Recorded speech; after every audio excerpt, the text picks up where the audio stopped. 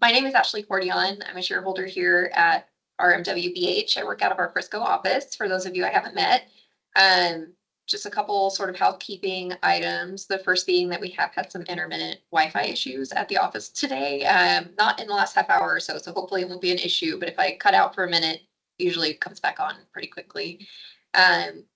So here today to talk about the ACC and its role in deed restriction enforcement, kind of a broad overview of what purposes an ACC serves, and just some of the technical aspects of running an ACC or reviewing architectural applications.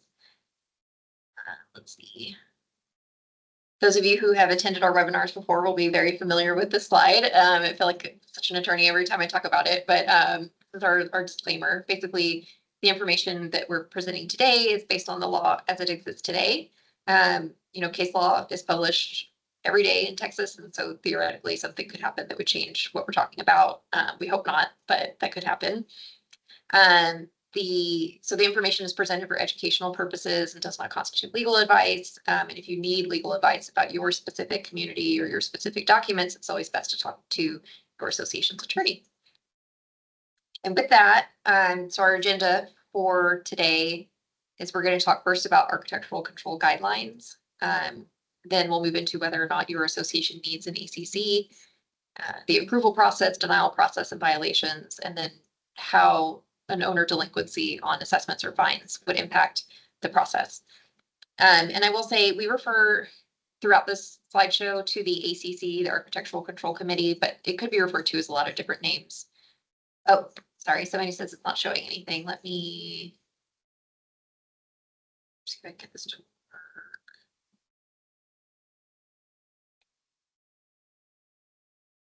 Hey, Ashley, it's Kyle. I think for the most part, everybody's good. It looks like I can see your screen.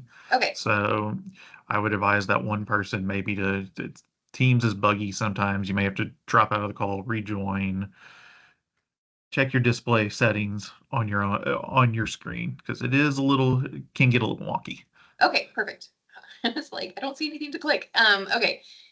So getting into architectural control guidelines, I'll start by saying that most of the time, if not all of the time, your declaration, or which may be referred to as your covenants, conditions, and restrictions, will contain some sort of architectural restrictions. Like the level of detail or specificity varies from association to association. So it's sort of the bare minimum would be, a provision saying that you can only use the lot to build a single family residence.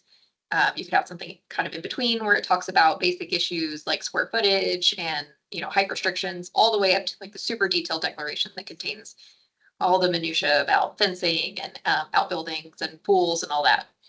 But usually you land somewhere in the middle. And so there might be issues that are not addressed in your declaration that you need addressed in your documents, and that's kind of where guidelines come in. So architectural guidelines are a supplement to the declaration. They generally will address issues that maybe weren't contemplated during development by the developer, and that could just be because they didn't think of an issue that might arise. It could be because there's been some sort of change in trends or in sort of building materials, things like that they just couldn't have foreseen when they drafted the documents 20, 30 years ago.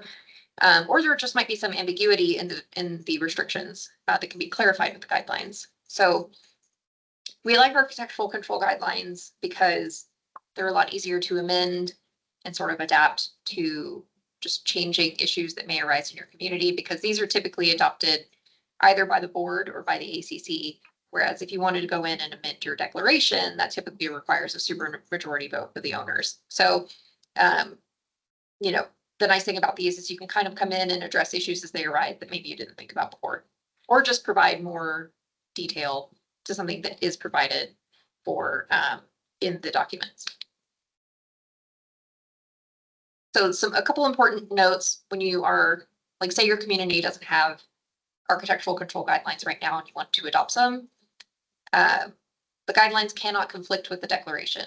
So when I talked a minute ago about sort of the different levels of, I guess, difficulty in amending a document, the declaration is the hardest to amend. You can't use architectural guidelines to kind of get around amending the declaration if something is already addressed in the declaration.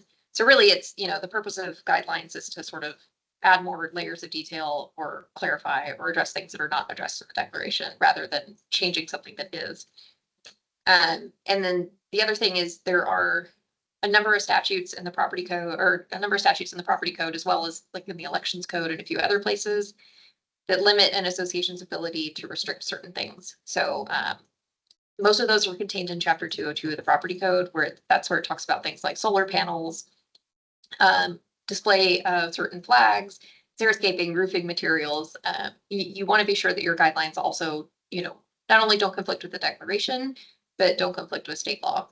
And I think a lot of our clients are surprised to hear that, an architectural guideline review by an attorney is one of the more time-consuming reviews that we can do. So even though it doesn't seem like as substantial of a document as a declaration, it takes a long time because your attorney's having to go through and look at each provision in the architectural guidelines and make sure it doesn't conflict with the declaration, that it's supported by the declaration, and that it doesn't conflict with any sort of state law.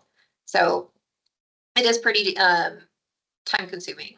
And also, your attorney is available to review, but it's very hard for an attorney to draft an initial set because we don't know what kind of the architectural standards or aesthetic standards are in your community, issues you might have with lot sizes, because what might work for, a quarter-acre lot in Houston is probably not going to work for an acreage lot sort of outside of the city. So we do really lean on our associations to kind of let us know what they're looking for. And then, your attorney could kind of help you turn those thoughts into sort of a formal set of guidelines. Guidelines are a dedicatory instrument as defined by the property code. And what that means is they'll typically need to be adopted in an open meeting, particularly if they're being adopted by the board. And then once they've been adopted, they need to be recorded with the county to be enforceable.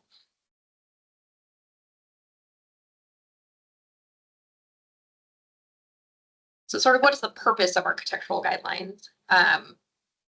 Guidelines provide owners with information about what they can and can't do with their property, essentially, particularly from an architectural standpoint. So some examples would be, acceptable colors of paint, fencing requirements such as height limitations or height minimums, materials that you have to use, approved stain colors, landscaping requirements. For landscaping requirements, it's become more common to see like an approved plant list, or alternatively a list of plants that are not permitted, which may include, invasive species. But then also like the location and size of outbuildings, sheds, pergolas, cabanas, guest houses, pool houses, all of those. So they can be pretty extensive documents because, you might have a different set of rules for each one of these items. And the idea is to promote, an aesthetic harmony in the community, essentially, making sure that it looks like a cohesive environment. Guidelines also provide owners with important information about the application process. I think a lot of guidelines will only talk about the rules for what is and isn't allowed, but we also like to add information about how you go about getting approval. Essentially like a sort of a one-stop shop for owners to be able to look and figure out what they need to do. And so, including information about how you submit an application. A lot of older documents will have, might include a requirement that you have to submit, 2 printed copies that are stamped and you have to hand deliver them. That's usually not how it's going to work anymore. Most of the time this is done electronically via email or some sort of submission portal. So helping owners understand where they need to go to do that, what they need to include in their applications, which will usually vary from sort of project to project. So for example, you're not going to need the same things that you would if somebody wanted to install a pool as you would if somebody wanted to paint their house. So common requirements would be for any sort of new structure, particularly pools or ancillary structures. You might require a survey of the property that shows where the structure is going to be located, particularly in correlation to applicable building setbacks or easements or other things that you want to make sure are not encroached on. You'll usually want some sort of sample or example of the materials that are going to be used. Whereas for somebody who wants to paint their house, you might just need a paint sample. That you might want to also include items that don't require ACC approval. If there are any, there may not be any. But we do know, for example, a lot of communities will say, if you're replacing your fence with an identical fence, and by identical, we mean same design, same height, same color, you might not need ACC approval for that. So just kind of helping owners understand giving them the best chance, I guess, to submit an application that's going to be approved. And you also want to include some information about how long they should expect to wait for an answer. That might be governed by your documents, which we'll talk about later on in this presentation. But the idea is sort of, start to finish, this is how this process works. This is what we need from you. Make sure you've looked at the guidelines, make sure that what you're doing is going to be approved. So does your association need to have an architectural control committee? This answer is a lot different than it was before 2021, which we'll talk about in the next slide. But many declarations specifically require an ACC.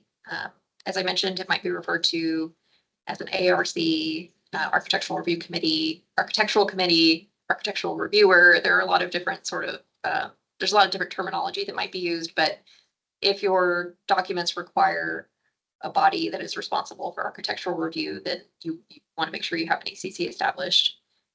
Or if your documents require approval but don't specifically require an ACC, it may still be required at this point to set up kind of a separate body from the board who's going to be responsible for all of those architectural reviews.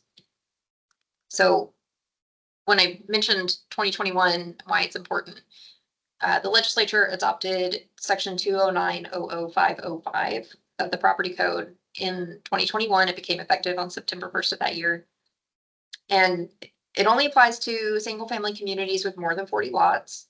And it doesn't apply during the development period. But if you're a single family community with more than 40 lots, you're out of the development period. This section of the property code now prohibits certain people from serving on their ACC. So that's going to include current board members, spouses of current board members, and people who reside in a current board member's household. So the idea was sort of to create the separation of powers between the board and the ACC. So for a lot of our communities, prior to 2021, the board was serving in both functions. The board was the one responsible for reviewing ACC applications. That is no longer permissible if you have more than 40 lots and you're out of the development period. This has created kind of a hassle for a lot of our clients because, if you're a smaller community and you have a hard time drumming up enough people to even fill the board seats, it can be very difficult to fill the ACC as well. We've asked the legislature to continue to consider in their next session, a process by which the association can solicit candidates, and if they don't get enough responses, then the board can serve in that function to make sure that there's not the situation where there's nobody available to serve in this role. But that hasn't happened yet. We'll keep an eye out in the 2025 legislative session. So some of the benefits of having an ACC, a big one is just maintaining efficiency for the homeowners in your community. Having a group of people who are dedicated solely to reviewing ACC applications, first of all, takes a lot of burden off the board who might have a lot of other stuff going around that they're having to deal with, but also ensures that they're able to get to it faster, ideally. So it's good for the board, it's good for the homeowners to be able to kind of have a body that's responsible for this. It also creates new positions for community members to get involved, which, as I mentioned, for smaller communities can be a challenge, but for larger communities where, some of the common complaints that we hear from homeowners is they don't feel represented or heard, but they also don't want to serve on the board. This is sort of an intermediate level of involvement that they can kind of dip their toes in and feel like they have a little more ownership. And then also just establishing consistency with modifications and alterations. So if you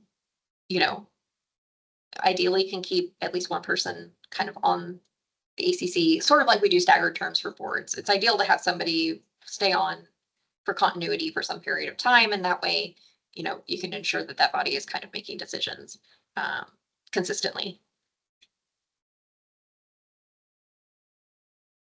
So one of the things that can help kind of smooth the process along for homeowners is to have a standard application that they can use. That application can include sort of a checklist of what they need to review to make sure that their plans kind of comply with the rules, but also just the checklist of items that they need to submit for consideration. A lot of management companies have a standard form. They might be, a lot of times the management company will do the initial review to make sure everything that's needed is attached before they submit it to the ACC. So, it's easier for them if they have a standard form. But if you are self-managed or your management company doesn't have a form, consider kind of crafting your own and then making that readily available to homeowners either on an association website or included, like maybe you could attach like a blank copy to the ACC guidelines so that when they pull those documents, they can just print out that page.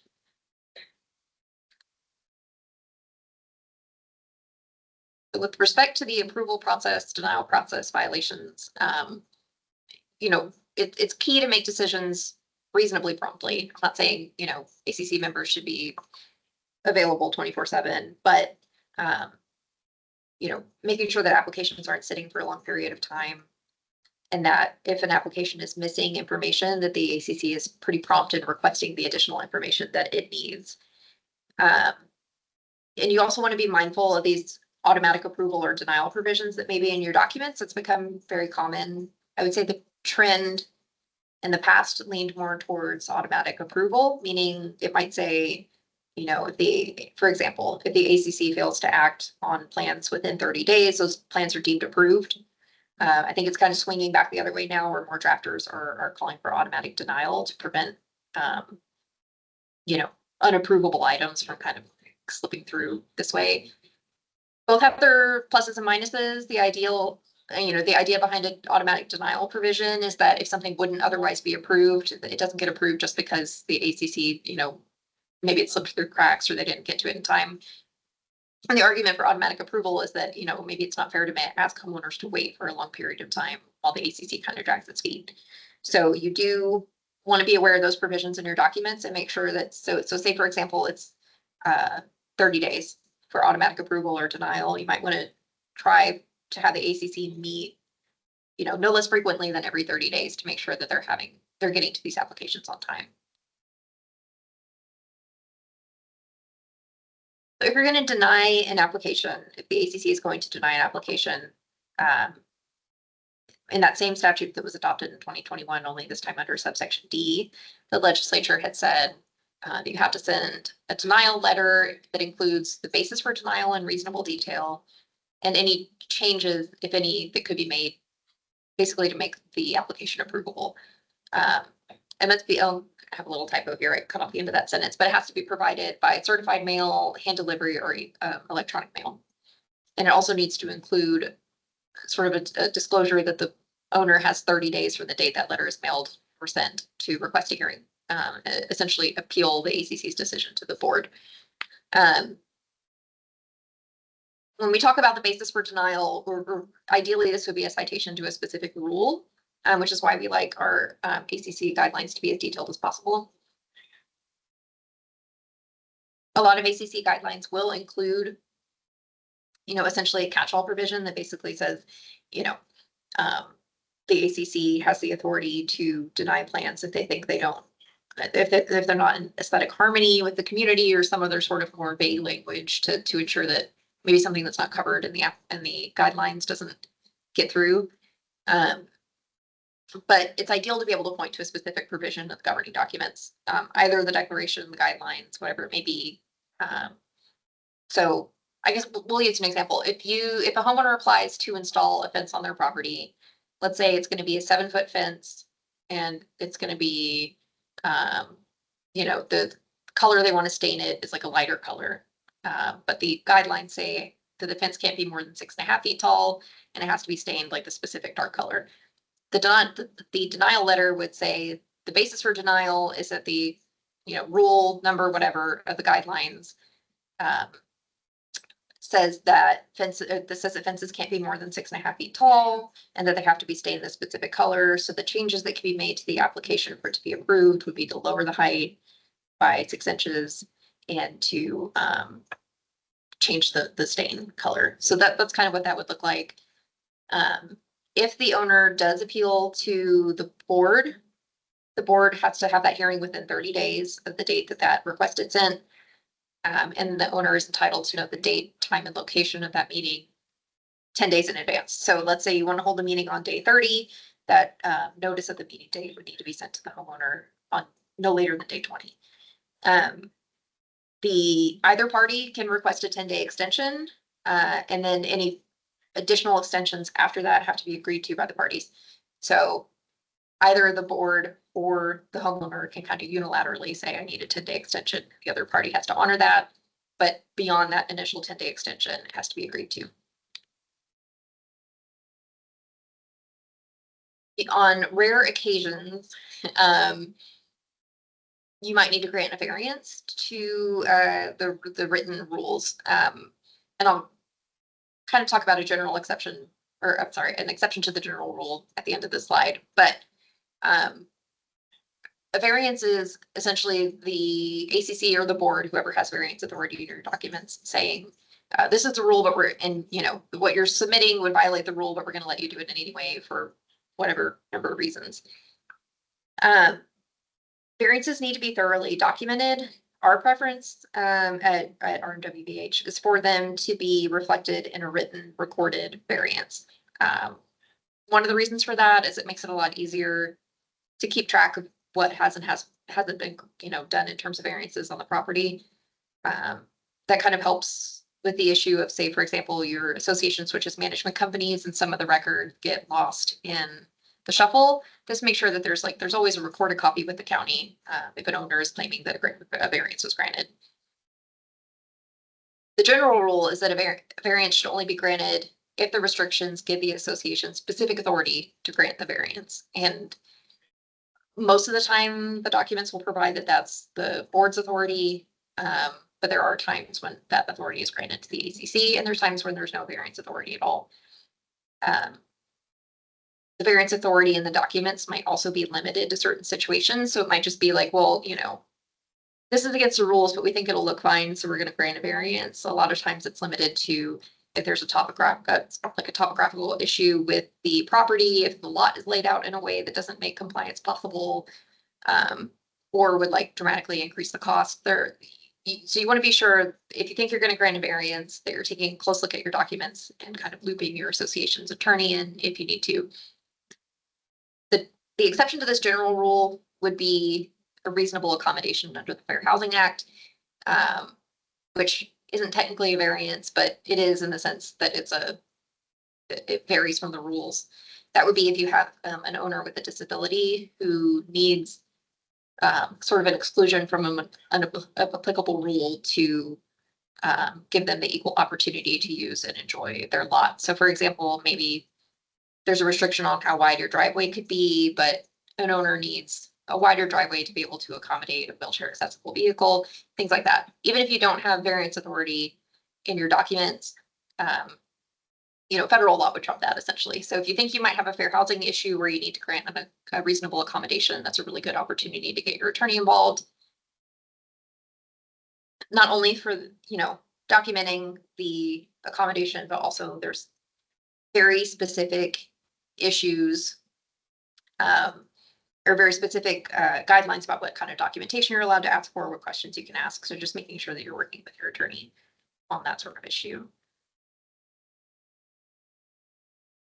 So after an association has approved or denied an application, particularly for a major modification, like say a room addition or a pool or guest house, you want to kind of pay close attention to what's happening on that property while the construction is underway. And the reason for that is it's not terribly uncommon for issues to come up in construction that would lead an owner to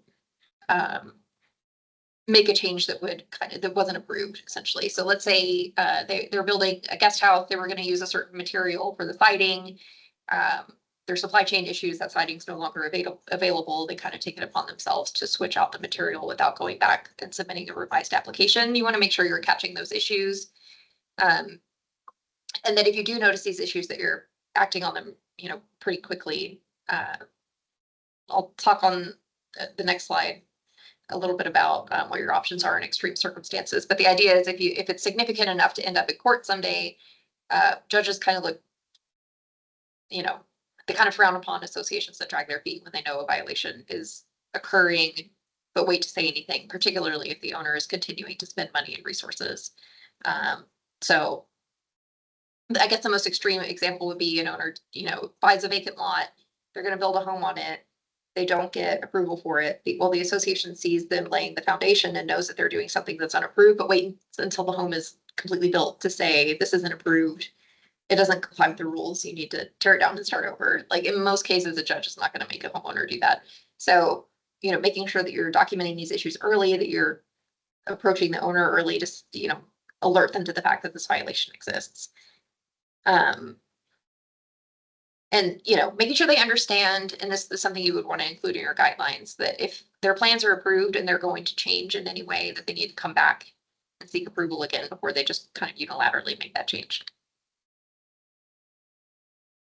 So in very extreme circumstances, it may be necessary for the association's legal counsel to become involved. Usually the first step is to send a cease and desist letter where we, essentially point out you either didn't get approval for what you're building or what you're building doesn't comply with the approved plans. It kind of demands that they cease whatever they're doing until they can come back and get approval. Not just, you want to be careful about how you word it. It's not enough for them to submit an application. Their application needs to be approved. If that is not well received, if they just say they either ignore it or they affirmatively say we're going to keep doing whatever we're doing, then you have to consider whether or not you want to authorize your attorney to seek a temporary restraining order. A temporary restraining order does require a lawsuit to be filed. So your attorney would file the petition and then go down to the courthouse that day to try to get a TRO from the judge. And the way different counties do it is differently. So for example, in Harris County, there's like a rotating schedule of the ancillary judge who handles TROs for a specific 2-week period. The TRO is only good for 14 days. After that 14-day period, you have to do a pretty extensive temporary injunction hearing, which we kind of call like a mini trial, because you're putting on witnesses, you're putting on documentary evidence. It's a pretty involved process, which is why we say, it needs to be a violation that is significant enough for the association to kind of spend that time and that money on. But you do, again, if you're going to take the step, you want to do it as early as possible. And when you're sending in a cease and desist letter, you typically want to send it overnight, ideally have it hand delivered that day so that you're kind of cutting off the owner's alleged damages for anything that they continue to do after that point.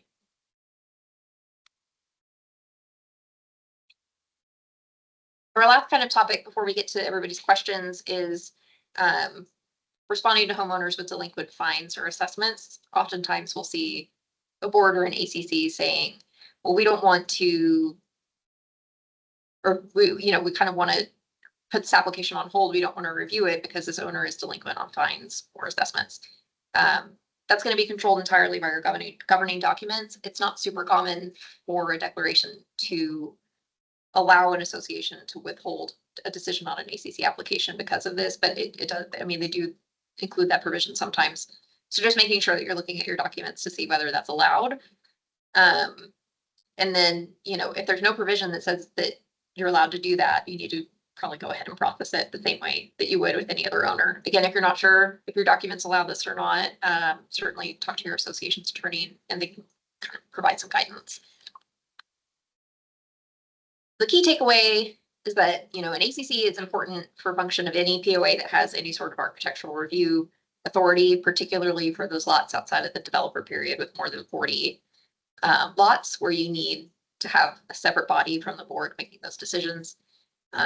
And the goal of the guidelines and the ACC processes and all of that is really just to make it as streamlined as possible for your owners to understand what the rules are, but then also to understand how the application process works, because the more understanding they have going in, the less frustrated they're going to be in the long run. So, I think it's a really beneficial thing for associations to have a dedicated group of people who are working on this in the community. So that's it for my presentation. I wanted to leave plenty of time for questions. I'm going to scroll through the chat, go to the top. Let's see.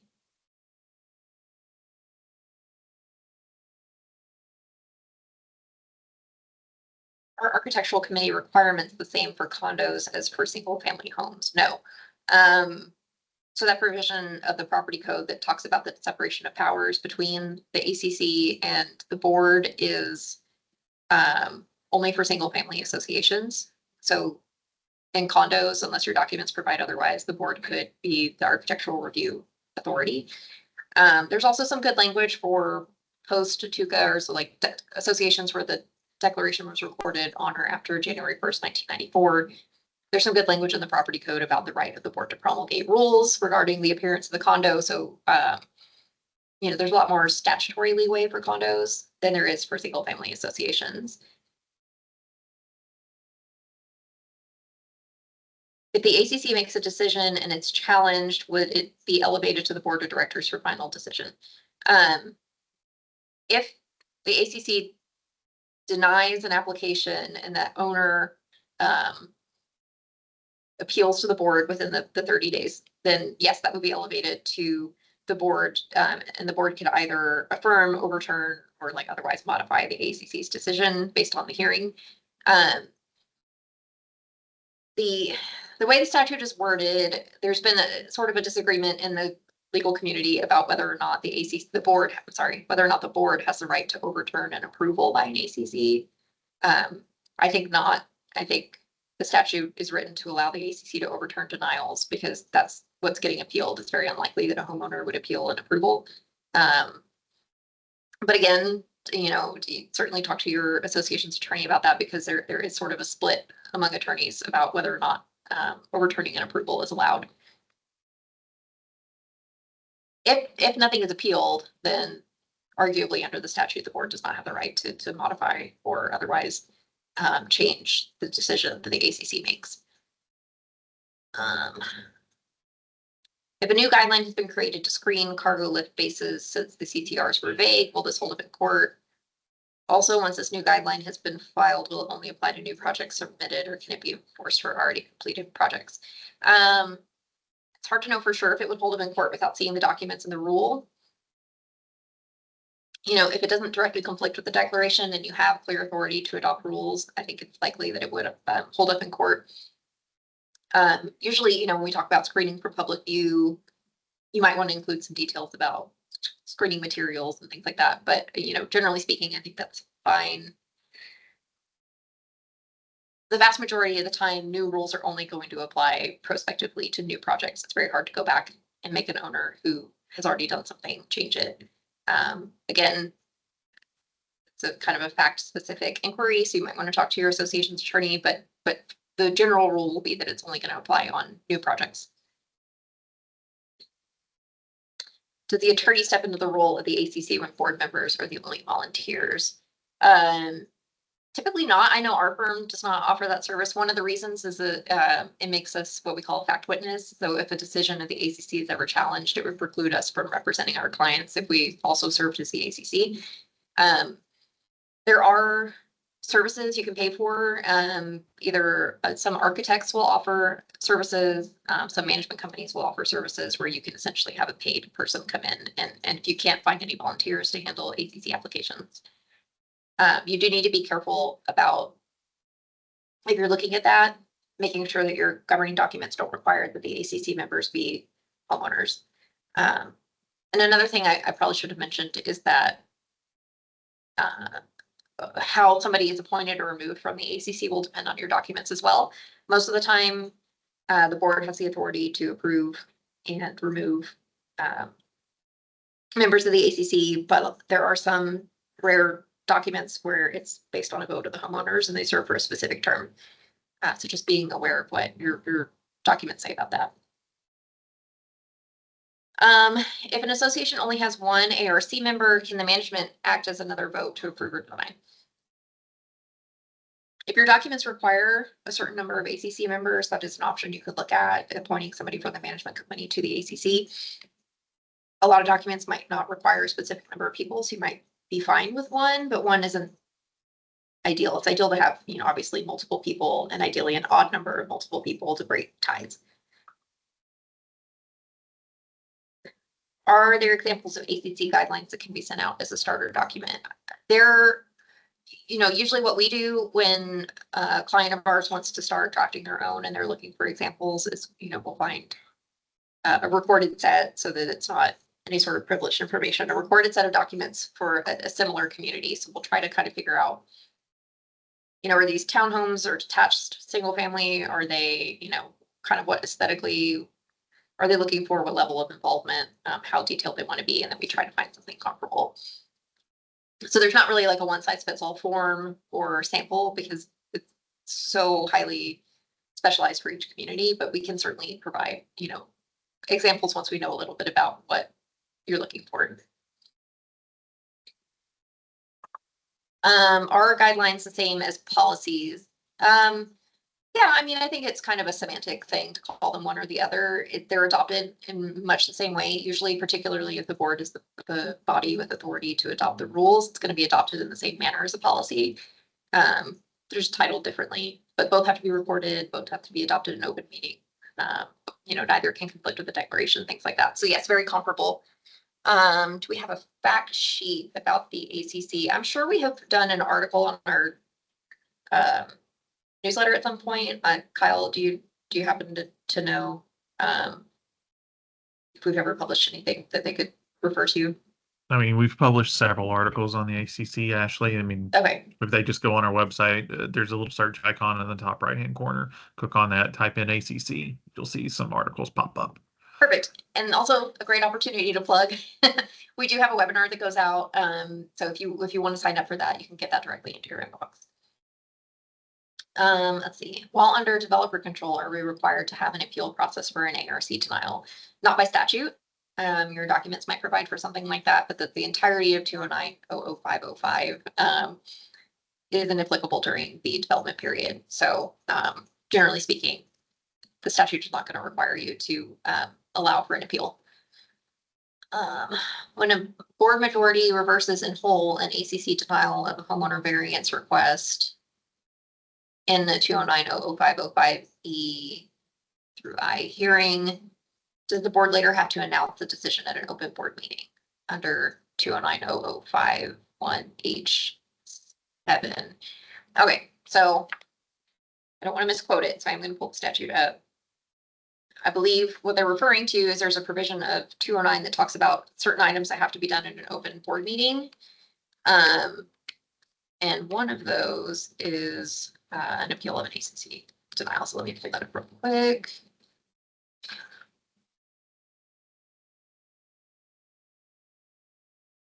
Okay, so that's 209-0051H that talks about appeals from a denial of an architectural control approval. So appeal from a denial of an architectural approval. Oh, yes. So if a homeowner appeals an ACC denial and the board is going to overturn that, this does refer to that kind of being done in an open meeting. There is some language in 209-0051H that talks about the right of the association to talk about things that involve privacy has been requested between the parties to be done in an executive session. The hearing itself does not need to be held in an open meeting, but it's not a bad idea to go ahead and document that decision at the next open board meeting.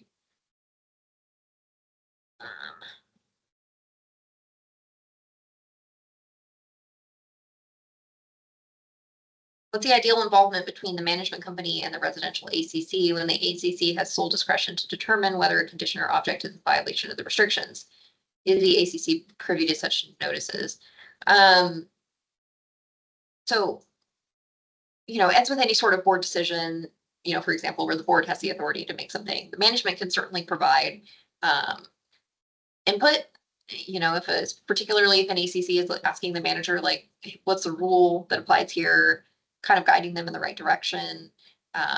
They can take questions from the ACC. They can let them know what their thoughts on it are. Ultimately, the ACC is going to have the discretion to make the final decision, but I don't see any problem with the management company kind of acting as an advisor, as long as the ACC is making that final determination. Can homeowners serve as a builder even though they've never built a home? not sure I understand that question. They can serve on the ACC if they've never built a home, as long as the documents don't require, that every member of the ACC, live in the community. That's really, assuming the board has the authority to appoint and remove directors, they can take that into consideration and they don't have to appoint that person. If they don't think that, maybe they're, appropriately involved in the community, but I'm not aware of any rule that would not allow them to do that.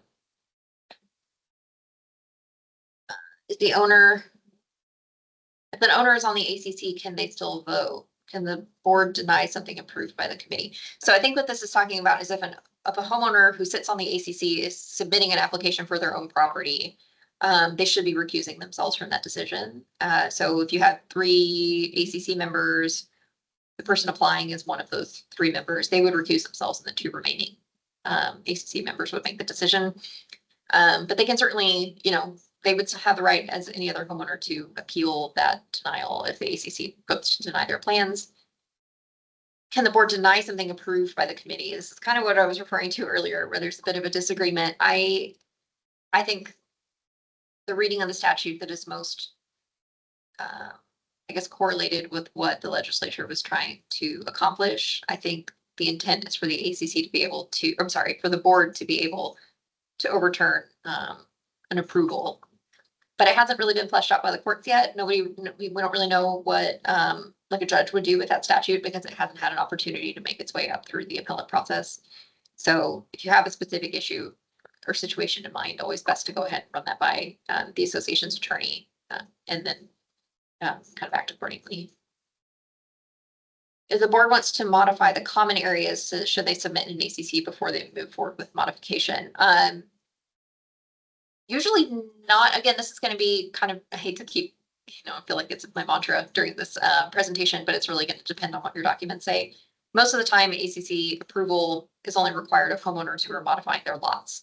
And usually there's sort of a separate provision of the documents that will talk about the board's authority to modify the common areas. So you just want to look and see what your ACC language refers to in terms of what requires approval.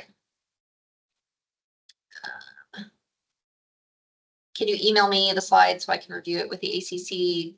Kyle, sorry to keep calling you out. Is this something that we send out after the presentation? Yes, Ashley, we'll send it out. We're recording the presentation. We'll post that to YouTube as well. Excellent. Okay. If an HOA has 3 ACC members and one of the committee members puts in an ACC request for their own home, can they vote on the request?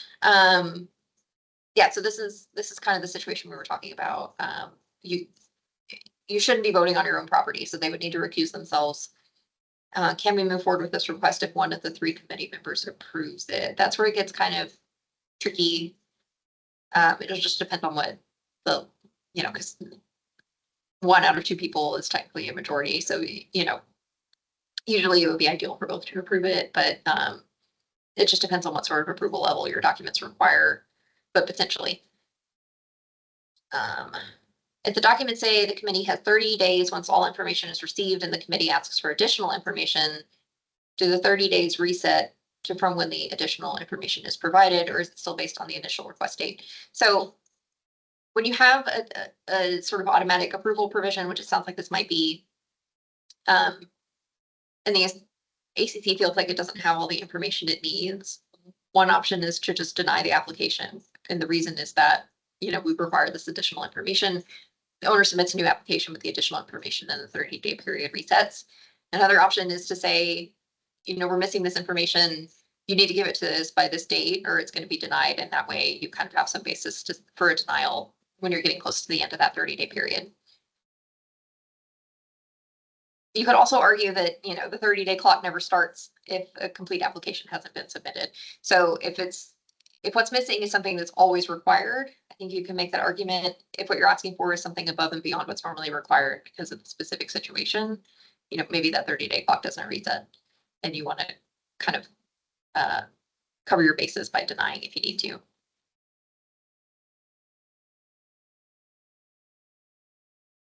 The same question above told ACC is not required common areas and board are responsible for that. That's going to be the most common. I don't know that I've ever seen a document that requires ACC approval for the board to modify the common areas, but I see something new every day, so I don't want to make any assumptions, but most of the time that's going to be the case. Do you recommend sending denial letters via certified mail? Yeah, so they have to be sent either certified mail, hand delivery, or electronic mail.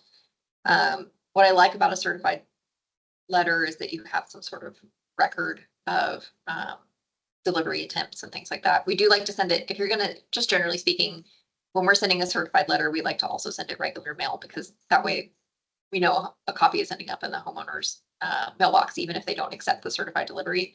But you could also send it via email if the owner has registered an email address with the association, or if they've listed an email address on their application, for example.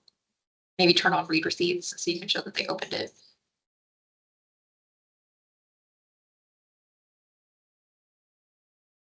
If the ACC approves with condition an application and the conditions are not acceptable to the owner, does the owner have a right to appeal to the board?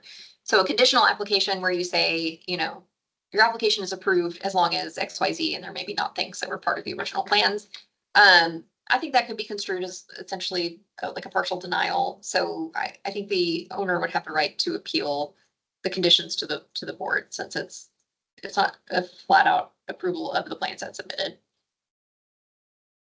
What if there are no volunteers for the ACC committee? This is what we're really trying to get addressed with the legislature in 2025, because we have seen that. As I mentioned earlier, you can always try to recruit people if you know people who you think would be good for the position in the community, or alternatively, you could look at some of these compensated services, like an architect or a management company. What if an owner appeals an ACC denial after the 30-day deadline? Is the board allowed to have an appeal? I think you can make an exception to the 30-day deadline, but you probably don't want to get in the habit of doing that unless you're going to do it for everybody. You're certainly not required to have a hearing if they missed that deadline to request one.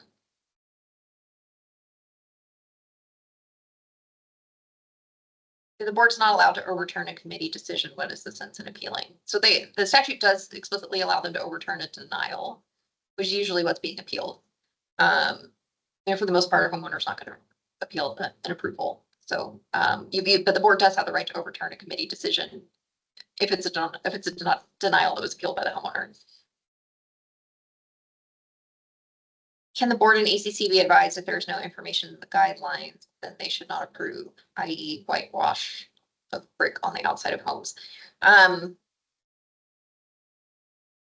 It depends on whether or not you have that sort of catch-all language in your documents about aesthetic harmony. Generally speaking, something that's not addressed by the documents in any way is going to be approvable, rather than sort of denied by default. So you wanted to look a really close look at your documents to see if it includes any sort of catch-all language about aesthetic harmony.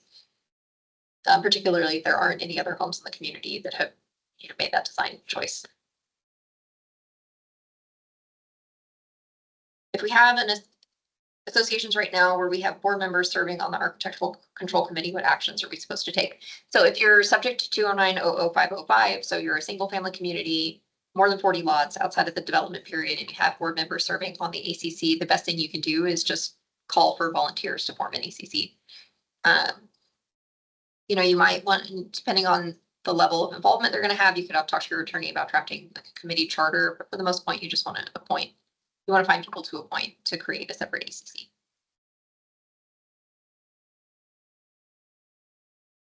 If your documents state that the ACC ruling is final and the ACC members change and a homeowner reapplies for something that was originally denied, can the new ACC approve? Isn't really addressed in any documents that I've seen, and it's not addressed by state law. I'm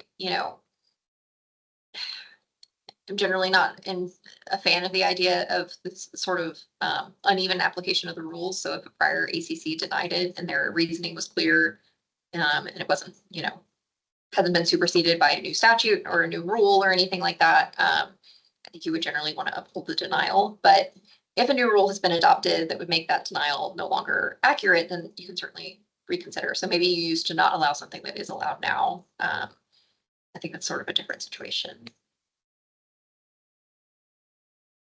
Do the courts hold a different standard if an ACC has a member that is an architect?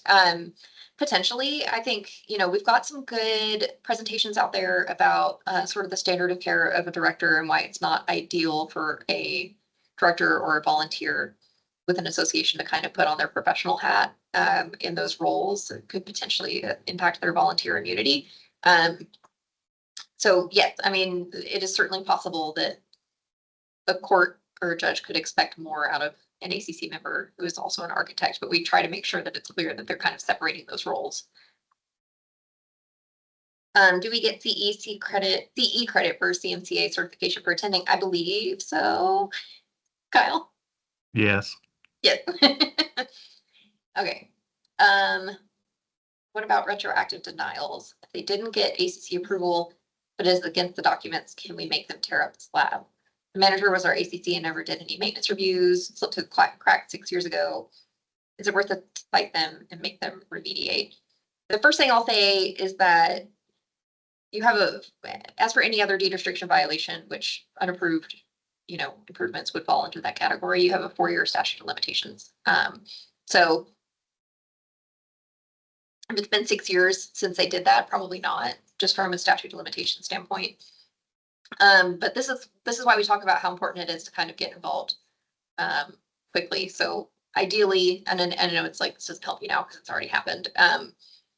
Ideally, the owner will be approached as soon as the association sees them kind of start doing something that hasn't been approved. I don't think, even if you were like right under limitations, let's say it'd been like 3.5 years, I think a judge is going to take issue with asking the homeowner to remove something that's been there for that long if you haven't actively been engaging with them for that whole period of time.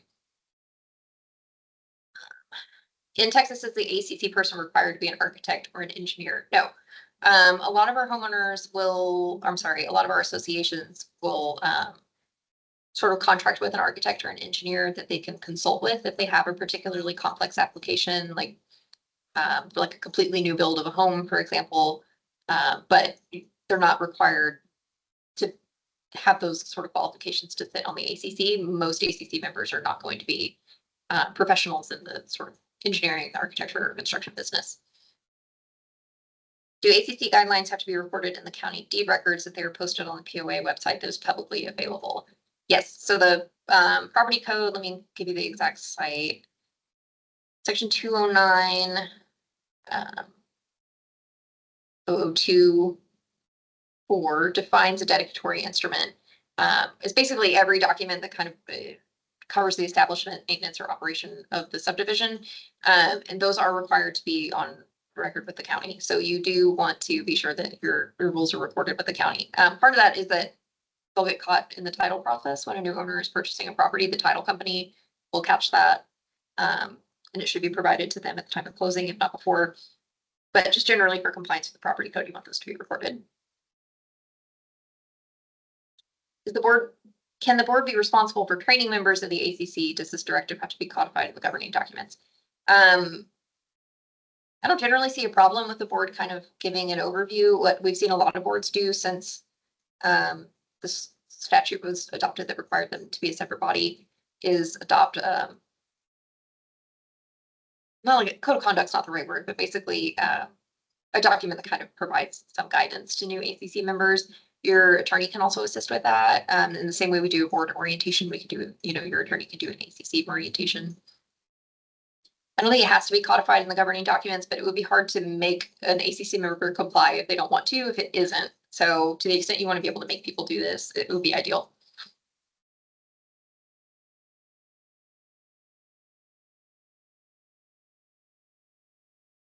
A pool in an HOA is not being maintained, and the deed restrictions does not cover this issue as well as the guidelines. Does this fall under the city for compliance? So if a homeowner is not maintaining their pool, which I think is what this is asking, it may be a code compliance issue, but generally, even if pools aren't specifically addressed in your documents, there is usually some sort of language about, maintenance of a lot. Sometimes it'll refer to like healthful and sanitary conditions, things like that. So there may be a sort of generic lot maintenance rule that would apply. But if for some reason there's not, you could certainly try to get code compliance involved.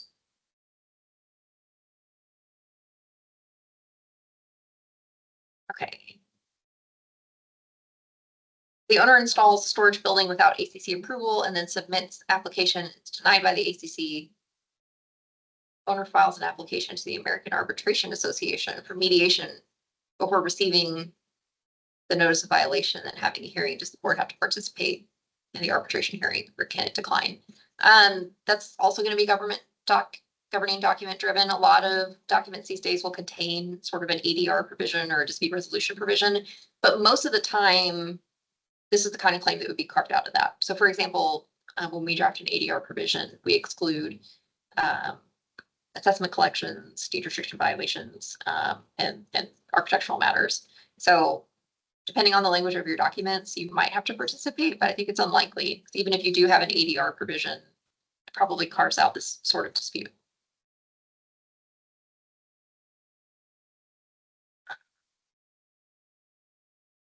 Is the ACC privy to violation notices or information related to an application before them? Potentially. I mean, I don't know that. It's kind of tricky because usually we don't recommend sharing an individual owner's violation status, and really they should kind of be reviewing the application with fresh eyes. So for example, if an owner did something they weren't supposed to, and you sent them a notice of violation saying you need to get ACC approval for this, and then they submit an application, the ACC will usually know just by virtue of the fact that the improvement's already been installed. But I wouldn't necessarily recommend giving them like the homeowner's file in connection with that review unless you think it's particularly relevant for some reason. Can compliance letters be sent the same way as a denial letter, e.g. email? So violation notices, that what we call a 209 letter for a violation, is required to be sent by certified mail. It doesn't have the same ability to be sent via email. Sort of notices leading up to that, like courtesy notices and things. I'd recommend mailing it as well, but I suppose you could also send that via email, but that what we call a 209 letter, the letter that you have to send before you can escalate it to our office or your attorney's office, does need to be sent via certified mail. Try to get through a few more. What is the role of the ACC in monitoring compliance with approved permits and discovering unpermitted construction? Usually violations are going to be the purview of the board, so they wouldn't be involved to the extent that they're the ones sending the violation notices, but I don't see any problem with the ACC kind of keeping an eye on stuff and reporting it back to the board, but usually this kind of falls under either the management company or the board.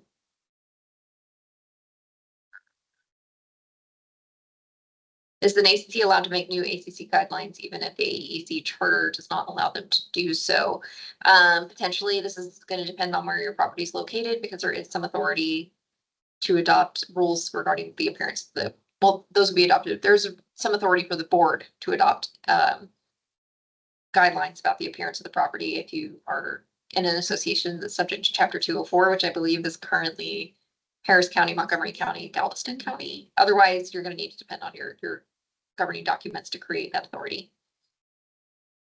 Can the board advise the ACC or respond to the submission for swaying the ACC to vote a certain way? If the ACC wants to ask a board a question about what do you think the applicable rule is, can you point us toward the rule? I think that's fine, but the ACC and board should otherwise be making independent decisions. That's the idea of that statute. So the board should not be kind of advocating for a position one way or the other. What if the need for hearing overrules an ACC decision? What if the need for Texas Property Code 209-00505E hearing if a board overrules an ACC decision at the hearing, but then also to announce an open meeting under Property Code?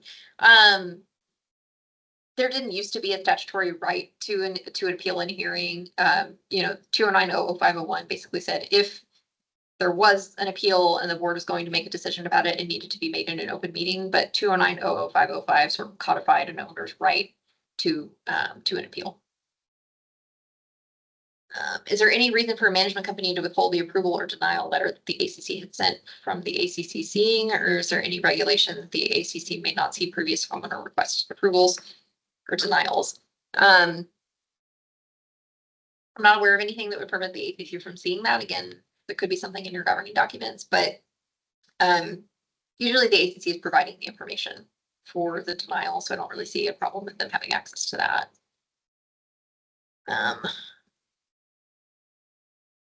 some of these questions are coming through twice. Fall under developer control, are we required to have an appeal process? No, unless your documents require it. So by statute, you're not required to, but your documents could require that. And then again, the role of the ACC in monitoring compliance, it just depends on how involved they want to be, but it's going to be up to the board to send any sort of violation notices or to authorize the association's attorney to do anything about a violation. So, okay, I think we're right at 12:30. I think we got through all the questions. If I didn't, you can certainly, let me go to the last slide. My contact information is on the slide. You can scan the QR code and it'll give you my email address because I do have a very cumbersome last name, which makes for a long email address. You can also just call our office and they'll route you to me if we didn't get to a question that you have today. And I'd be happy to talk to you. So thanks so much for coming today, for taking time out of your afternoon to be here. Kyle will have all the information about, the webinar will be posted on our YouTube channel, and then you'll get some information about how to claim credit if you need to do that. And again, if you have any questions, certainly reach out, and I hope you enjoy the rest of your day. Thanks.